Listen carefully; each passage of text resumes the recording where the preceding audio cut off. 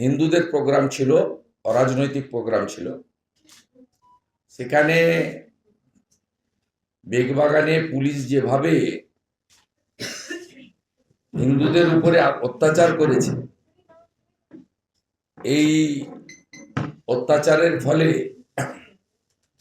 প্রায় 8 থেকে 10 জন আহত হয়েছেন।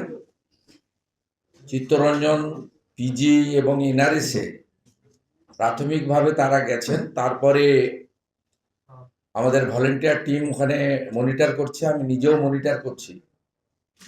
এদের মধ্যে বেশ কয়েকজন গুরুতর আহত হয়েছেন। তাদেরকে আমরা কল্যাণী এইমস অথবা কোনো প্রাইভেট ভালো হসপিটালে শিফট করছি। শুধু তাই নয়, আমাদের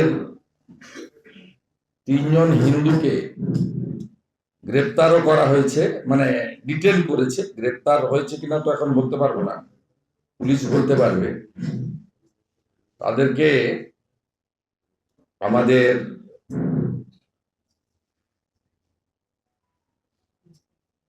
কলকাতা পুলিশ ডিটেন করেছে। প্রণতি রায়, সৌরদীপ চক্রবর্তী, নকুল ভট্টাচার্য। এবং পুলিশের যে বিভৎসতা, প্রভোকেশন ছাড়া, পুলিশের ওখানে 3টে ব্যারিকেড আছে। একটি ডেপুটি হাই কমিশনকে ঘিরে আছে ক্লোজলি, তারপরে একটি ব্যারিকেড আছে, স্ট্রং ব্যারিকেড, দড়ি দিয়ে বাঁধা ইত্যাদি।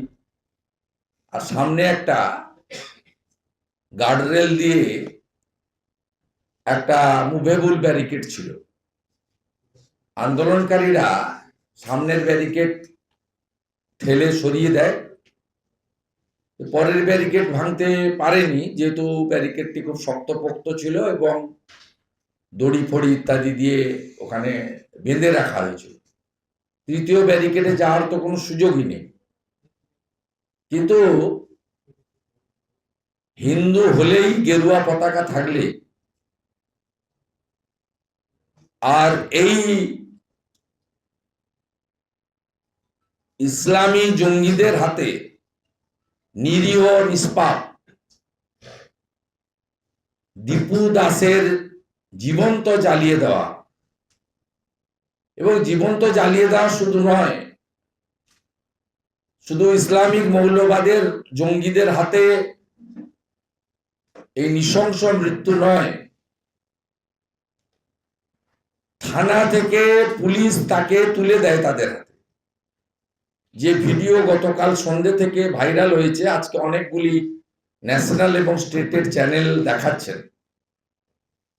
অর্থাৎ মোল্লা ইউনুস, সুদখোর ইউনুসের সরকার পুলিশের হেফাজত থেকে জীবন ভিক্ষা করছেন একটি ছেলে।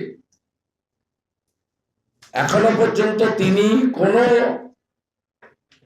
আস্থাতে, বিশ্বাসে, অন্য ধর্মের কারোর প্রতি আঘাত দিয়ে কিছু বলেছেন, কিছু পোস্ট করেছেন, কিছু মন্তব্য করেছেন, প্রমাণ করা যায়নি।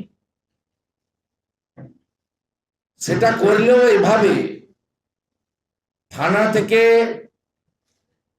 মবের হাতে তুলে দেওয়া পৃথিবীতে একটি বিরলতম ঘটনা বলে আমার মনে হয়েছে।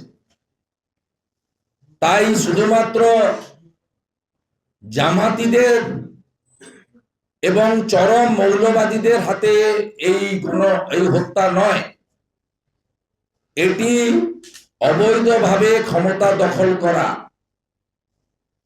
মোল্লা ইউনুস তথা সুদখোর ইউনুসের নির্লজ্জ সরকারের একটি প্রকৃষ্ট নির্লজ্জতার উদাহরণ অবশ্যই।